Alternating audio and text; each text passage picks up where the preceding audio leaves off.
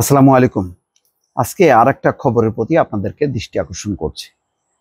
BBC বাংলার এই খবরটা, ইতিমধ্যে এই খবরটা বিভিন্ন পত্রিকার শিরোনাম হয়েছে এবং গুরুত্ব দিয়ে প্রকাশ করা হয়েছে।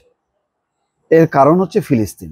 ফিলিস্তিনকে রাষ্ট্র হিসেবে স্বীকৃতি দেবে ফ্রান্স, ইসরায়েল এবং যুক্তরাষ্ট্রের সমালোচনা। সেপ্টেম্বরে যে জাতিসংঘের সাধারণ পরিষদের অধিবেশন হবে, সেখানে রাষ্ট্রের স্বীকৃতি দেবে। ইতিমধ্যে আপনারা জানেন ইউরোপের 8 থেকে 9টা দেশ কিন্তু তারা একাট্টা হয়েছে। তারাও চায় যে একটা স্বাধীন ফিলিস্তিন রাষ্ট্র সেটা যদি গঠিত হয় তাহলে এই সংকটের সমাধান হবে। যতক্ষণ না পর্যন্ত ফিলিস্তিনকে রাষ্ট্র হিসেবে স্বীকৃতি না দেওয়া হবে ততক্ষণ পর্যন্ত সংঘাত হবে। কিন্তু দেখেন, ফ্রান্সের মতন দেশ, ইউরোপের নিঃসন্দেহে একটা শক্তিশালী দেশ, ভালো একটা উদ্যোগ আয়োজন, কিন্তু এটা ইসরায়েল আর যুক্তরাষ্ট্র বুঝবে না। তারা তাদের ভূখণ্ডকে রাষ্ট্র বানাবে, তো তাহলে একটা জবাবদিহিতার জায়গা হবে যে তখন মানে ওই হামাসও তৈরি হবে না, তারপরে হুতি বিদ্রোহীরাও হবে না, হিজবুল্লাহ আক্রমণ করবে না ইসরায়েলকে। ইসরায়েলকে নিয়ে থাকবে আর ফিলিস্তিনিরা ফিলিস্তিনিদেরকে নিয়ে থাকবে। কিন্তু সেটা হইতে দেবে না যুক্তরাষ্ট্র, এবং ইসরায়েল চাইবে না। যুক্তরাষ্ট্র সবসময় এই ধরনের একটা সংকট জিয়ায় রাখার কারণ হলো যে মধ্যপ্রাচ্যে তারা একটা কর্তৃত্ব তৈরি করবে এই ইসরায়েলের মাধ্যমে। যার কারণে দেখেন আজকে যুদ্ধবিরতি নেই, ক্ষুধার্ত মানুষের উপর নির্বিচার গুলি চালাচ্ছে, বোমা বর্ষণ হচ্ছে, প্রতিদিন প্রায় শতাধিক মারা যাচ্ছে। আগে মারা যেত গুলিতে, এখন অনাহারে তার সঙ্গে মারা যাচ্ছে এবং দুর্ভিক্ষ অবস্থা তৈরি হচ্ছে। ওখানে আন্তর্জাতিক গণমাধ্যমে যে কর্মীরা আছে, সেই সাংবাদিকরা পর্যন্ত দুর্ভিক্ষ অবস্থার মধ্যে পড়ছে এবং তারা আবেদন জানাচ্ছে তাদের পক্ষ থেকে। এপি, এফপি, আল জাজিরা, বিভিন্ন সংবাদ সংস্থা আবেদন জানানোর পরেও কিন্তু টনক নড়েনি।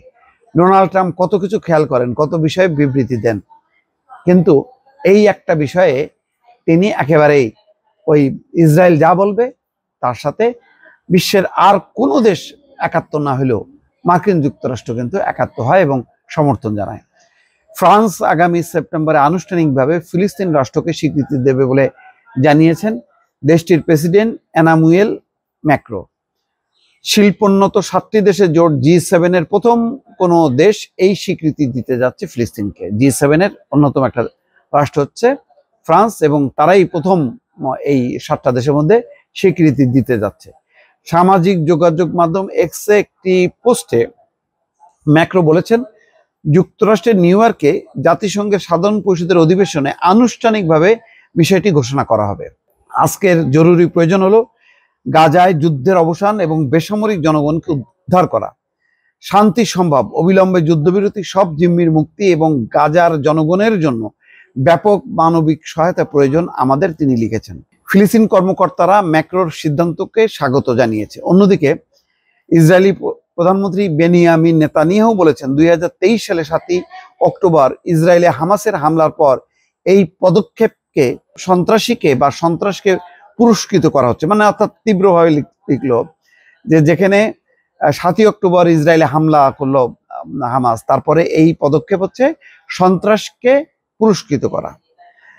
এদিকে ফ্রান্সের এই ঘোষণার সমালোচনা করেছে যুক্তরাষ্ট্র। মার্কিন পররাষ্ট্রমন্ত্রী মার্কো রুবিও ম্যাক্রোর ঘোষণাকে জোরালোভাবে প্রত্যাখ্যান করে এই সিদ্ধান্তকে বেপরোয়া বলে অভিহিত করেছেন। G7 হলো প্রধান শিল্পোন্নত দেশগুলোর একটি জোট, যার সদস্যদের মধ্যে ফ্রান্সের পাশাপাশি রয়েছে যুক্তরাজ্য, ইতালি, জার্মানি, কানাডা এবং জাপান।